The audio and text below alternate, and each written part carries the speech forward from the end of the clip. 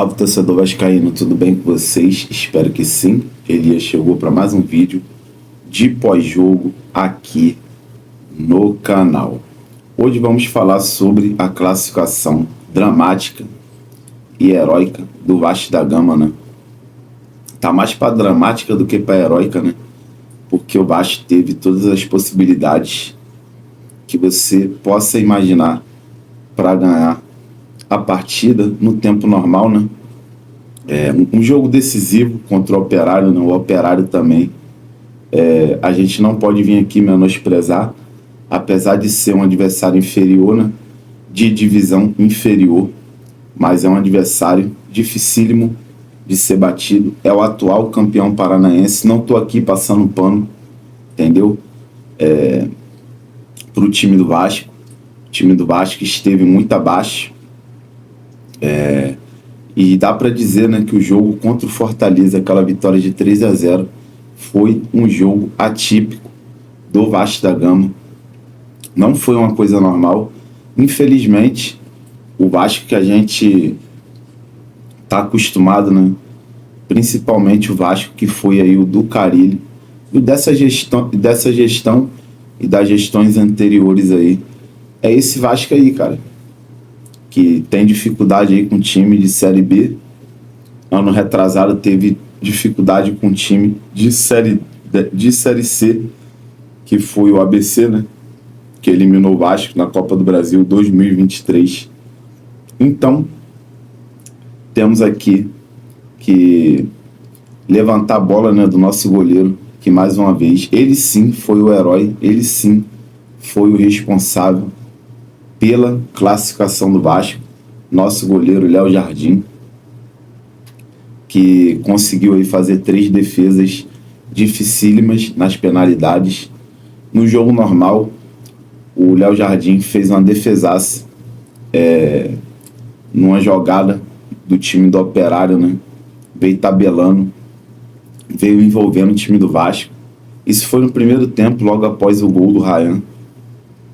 O Operário teve uma jogada muito bonita, veio envolvendo, tocando a bola, tabelando, praticamente quase entrou com bola e tudo, se não fosse Léo Jardim defendendo a queima-roupa aí, né? O chute do atacante Fran Sérgio.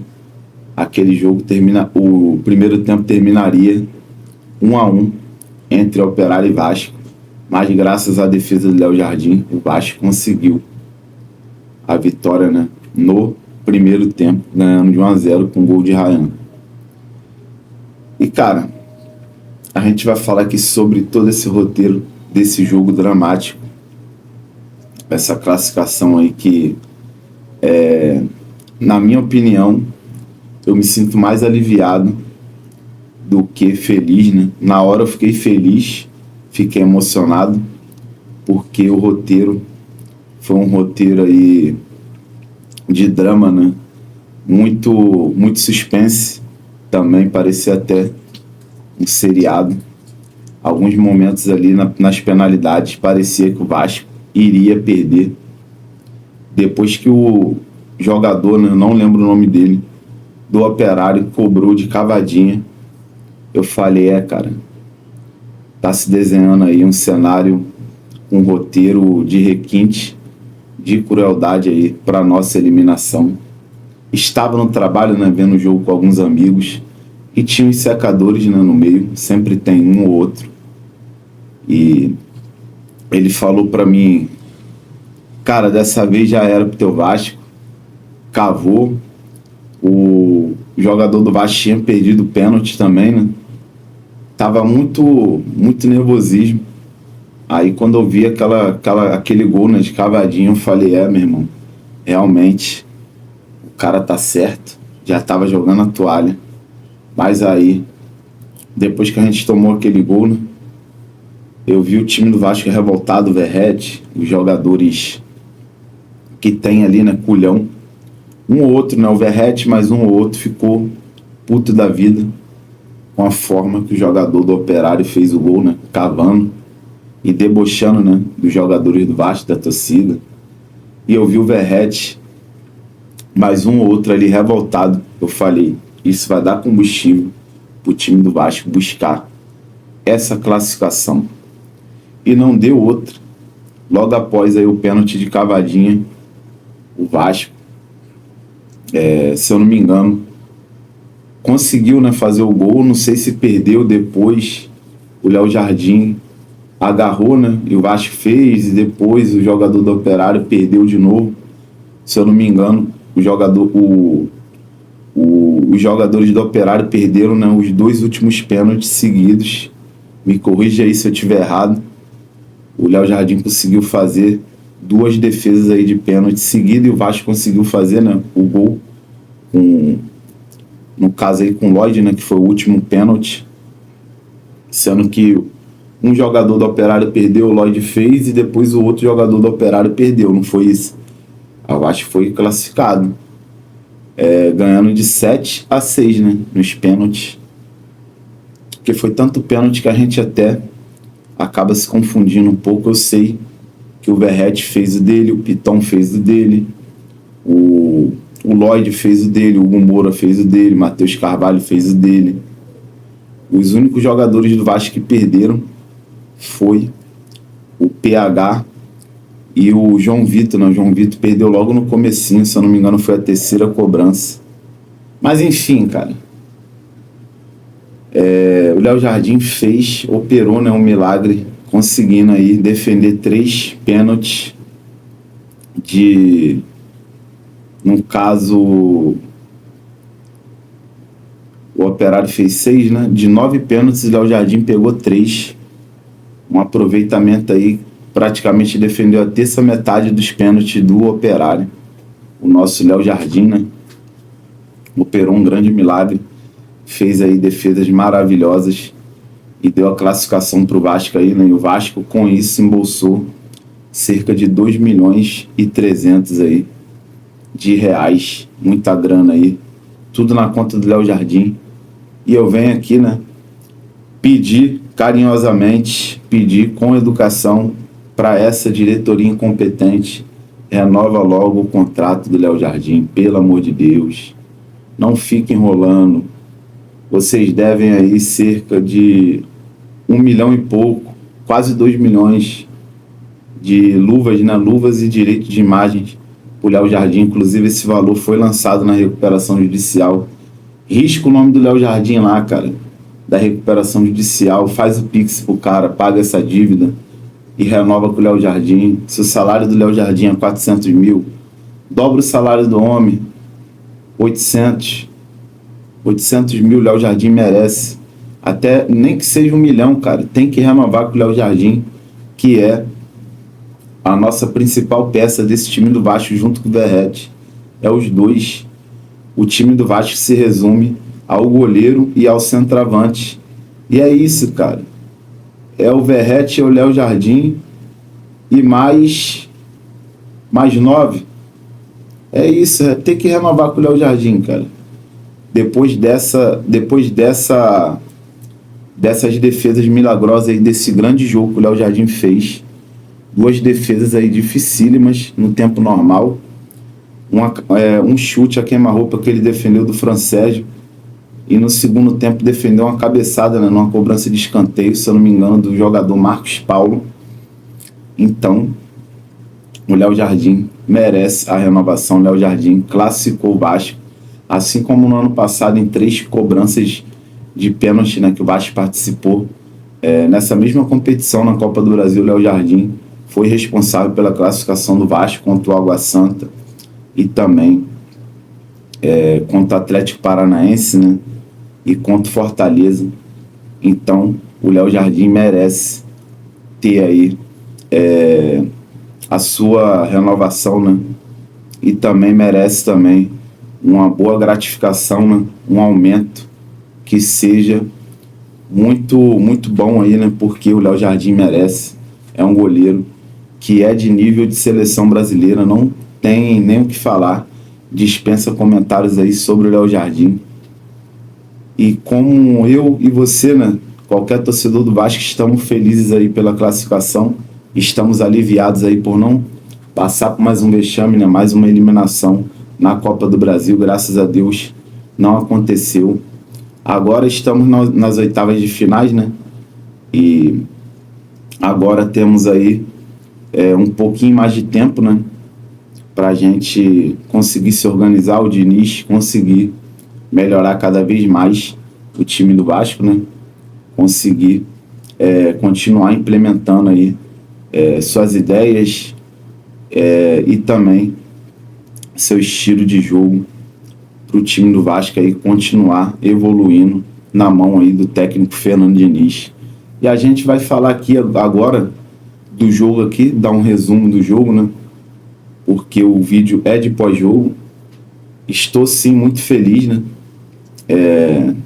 Não tem nem como negar que eu estou feliz, mas também me sinto muito aliviado, mais aliviado do que feliz, porque essa classificação aí foi muito importante para a instituição Vasco da Gama, até porque se o Vasco fosse eliminado aí, a eliminação iria mudar muitas coisas no planejamento do Vasco da Gama. Muitos torcedores não têm noção de quanto que iria mudar, porque o Vasco tem que contar pelo menos aí até as quartas de finais aí com dinheiro da Copa do Brasil, até porque na Sul-Americana não tem nada definido, a gente não tem nem certeza se o Vasco vai chegar aí nos playoffs da Sul-Americana. Então a grana da Copa do Brasil vai ser muito importante, principalmente aí para jogadores que o Vasco possa, né, tá tentando contratar nessa janela que vai abrir. Depois que o Vasco também resolver a situação aí do Transferban, inclusive a diretoria aí do Pedrinho aí, né, está até correndo atrás aí judicialmente para estar resolvendo essa situação do Transferban. Só deixando vocês aí alerta para não achar que está esquecido. A diretoria do Pedrinho, né, está tentando resolver.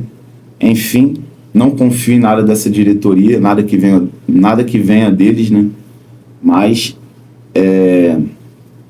torcer aí para eles conseguir de uma vez por todas aí resolver essa situação do Transferban aí, que seja judicialmente, se tiver possibilidade também de pagar, melhor ainda. Mas como as dívidas do Vasco aí está tudo lançado na recuperação judicial, aí já é um ponto também que dificulta, né, do Vasco tentar pagar o Adson. Mas também não sei se essa diretoria teria capacidade de pagar 24 milhões ao Nantes da França. Então, muitas coisas aí que a gente não pode nem afirmar aqui, né? Fica só na especulação e na nossa imaginação, né?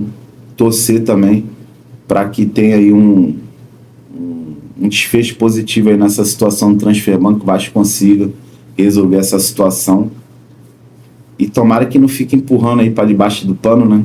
Se tiver como pagar, paga logo e se livra disso aí. E sem enrolação, cara, fazer o resumo aqui do jogo, né? A gente já falou aqui um pouquinho do Léo Jardim, dos milagres aí operados pelo Léo Jardim, né, no jogo. Defesas dificílimas, desculpa,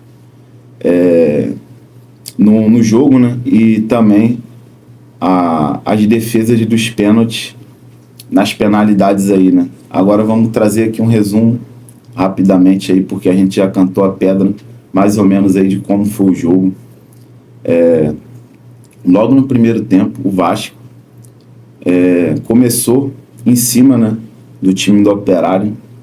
Logo nos primeiros minutos teve um lance do Lucas Piton, né, cruzando no lado do PH, no lado ali direito. O Piton inverteu o PH, né? Lembrando que agora com o Diniz a movimentação é muito frenética. Uma hora o Piton, que é lateral esquerdo, está na lateral direita. Uma hora o PH, que é lateral direito, está na lateral esquerda. Uma hora o Nuno inverte com o Ryan inverte com o Nuno. Uma movimentação muito boa, muito interessante, né? Tudo aí com o dedo do técnico Fernando Diniz. E nesse cruzamento que o Piton fez, o Nuno Moreira, logo no comecinho ali, nos primeiros minutos, quase fez um gol de cabeça, passou muito perto da trave do goleiro do Operário, né, no canto esquerdo ali do goleiro do Operário, rente à trave. E depois do lance do Nuno, teve a jogada, né, com o Verratti fez um pivô, o PH recebeu a bola do Verratti, né? Até que enfim o nosso grande Verratti conseguiu. Acho que foi a única coisa de bom, né, que o Verratti fez nesse jogo. Foi um pivô. O Verratti estava muito apagado, né, nessa partida aí contra o Operário. Não sei se vocês perceberam, o Verratti passou batidão. Estava tentando cavar falta, não conseguia finalizar. Mas enfim, o Verratti conseguiu acertar um pivô e fez um grande pivô para o PH, que recebeu a bola, né, cortou o lateral do Operário e bateu meio que de colocada, né? Meio que a bola pegou uma curvazinha, né? Uma chapadinha. Só que o goleiro do Operário conseguiu fazer uma grande defesa, que por sinal esse goleiro do Operário aí também agarrou muito. Um ótimo goleiro, né? Defendeu o pênalti também. A gente tem que aqui enaltecer, né, um grande goleiro aí que o time do Operário tem. E depois aí desse lance do PH, o Vasco teve chute com o Nuno Moreira, mas um chute com pouco perigo. Logo depois, já na casa aí dos 40 minutos, o Vasco, uma saída de bola, né, se eu não me engano, uma saída de bola aí, Léo Jardim tocou por meio de campo, né? Se eu não me engano, o Tietê tocou pro lateral, no caso o Piton. Acho que foi o Piton mesmo que deu um lançamento para o Ryan, só que o zagueiro do Operário interceptou o lançamento, né, que o Lucas Piton fez, né? E nessa interceptação o Ryan estava ali super ligado no 220. O Ryan conseguiu desarmar o zagueiro do Operário e ele rapidamente, né, com sua velocidade, se aproximou do gol do goleiro do Operário e largou a bomba de perna esquerda, deu-lhe um porradão, a bola passou por debaixo do goleiro do Operário e fez 1-0 pro Vasco. E logo depois o time do Operário fez aquela jogada que eu já até falei com vocês, né? Fiquei muito puto da vida porque o time do Operário conseguiu levar do meio de campo, tabelando, tocando a bola, envolvendo o Vasco.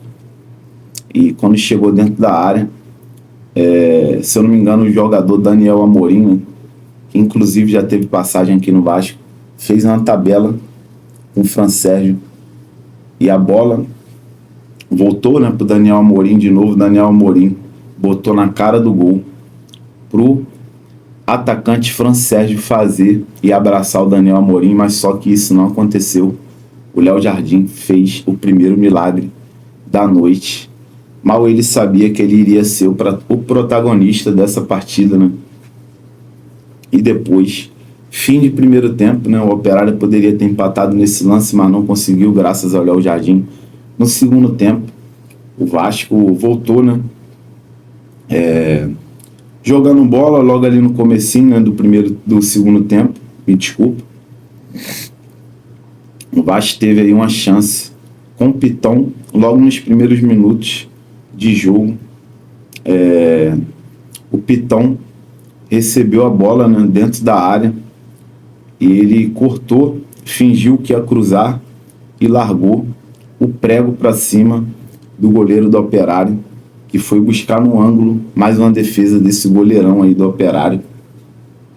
E depois, né, o Vasco teve chute do Tietê, um chute com pouco perigo. Depois teve outro chute praticamente do meio de campo com o Piton. Aí veio o lance do Operário, né, cobrança de escanteio, cabeçada do Marcos Paulo. O Léo Jardim fez uma defesa dificílima. Cara, pensa em um nível de defesa com um grau de dificuldade muito grande. Foi essa defesa que o Léo Jardim fez nessa cabeçada do jogador do Operário, Marcos Paulo.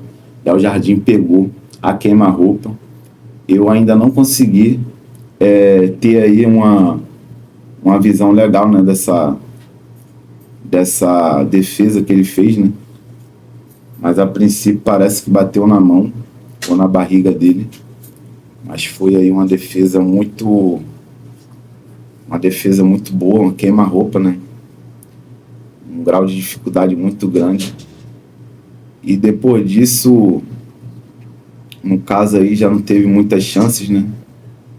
O jogo parece que já foi, no caso o time do Vasco foi tomando aí um pouco nervosismo, né? Tomou conta de jogadores do Vasco e também dos jogadores do Operário, mas os jogadores do Operário foram para cima para tentar buscar o resultado, né? E o Vasco começou a ficar nervoso, errando passes bobos. Até a saída de bola a gente viu chutão, né, do Léo Jardim, o Pitão também largando chutão. O time esqueceu até de sair jogando, lembrou até um pouco o time do Carille. E depois, cara, o Vasco teve aí poucas oportunidades, né? E o Operário, o Vasco não conseguiu matar o jogo, para ser sincero, para falar a verdade, né? E o Operário conseguiu no finalzinho, né? Num descuido aí, né? Do time do Vasco, o time se desorganizou. Tem gente que comentou, né? Vejo muitos comentários aí de torcedores falando que foi a questão da preparação física, né? Teve as substituições, né? Saiu o Nuno, saiu o Coutinho, entrou o Matheus Carvalho, entrou o Adson, mas enfim, o Operário conseguiu, né, fazer o seu gol aí em uma desatenção aí, né, da defesa do Vasco. O Operário começou a girar a bola de um lado para o outro e conseguiu, né, achar um jogador livre na linha de fundo. Em um cruzamento, esse jogador cruzou de novo para a área e nas costas, sabe de quem? Do Pitão. Como sempre aí, né? O Pitão defensivamente é ridículo. O Pitão aí tomou mais uma bola nas costas e o jogador do Operário, que eu esqueci o nome, fez o gol aí, né? O gol que levou a partida para os pênaltis, né? O gol de empate do Operário. E nos pênaltis, Verratti converteu o primeiro, né? Depois o Pitão fez o gol dele, o Tietê fez o gol dele, depois o PH perdeu, não, o Paulo Vitor perdeu o primeiro, depois o PH perdeu. Aí os jogadores do Operário, teve um que perdeu o pênalti também.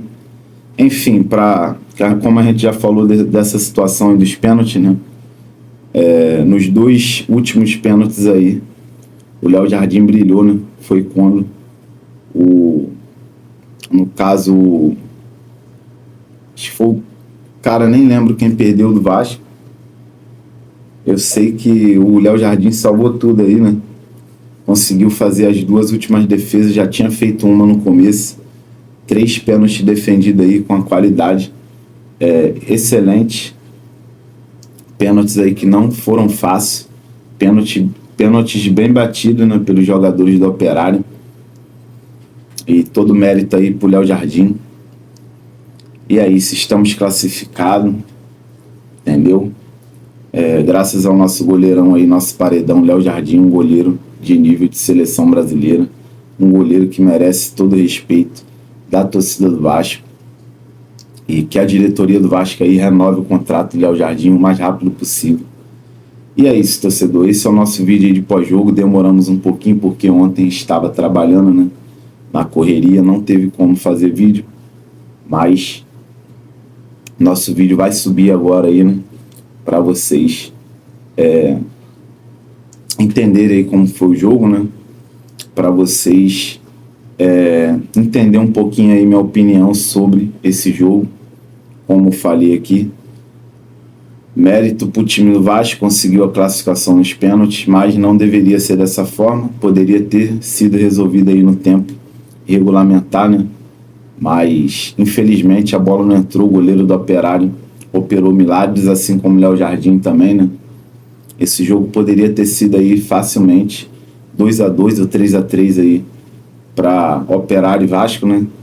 Ou poderia ter sido também um 3-1 pro Vasco, 4-1, ou até mesmo uma vitória aí de 2-1 pro Operário também, porque o Operário teve umas oportunidades também, não podemos aqui ofuscar, né, a bela partida que o time do Paraná fez. Mas enfim, a classificação é nossa, estamos nas oitavas de final. Estou muito feliz aí pela classificação, espero que vocês também estejam. E deixa nos comentários aí o que vocês acharam dessa partida aí, né, que teve muita emoção misturada com drama, suspense, tudo o que você imaginar aí num roteiro de praticamente aí de drama, né? Drama misturado com terror, suspense, tudo que você imaginar. Deixa nos comentários aí. E espero que vocês tenham gostado do vídeo. Fica com Deus aí, tamo junto. Saudação vascaína. Tamo junto, um abraço. Não se esquece de deixar aquele likezão.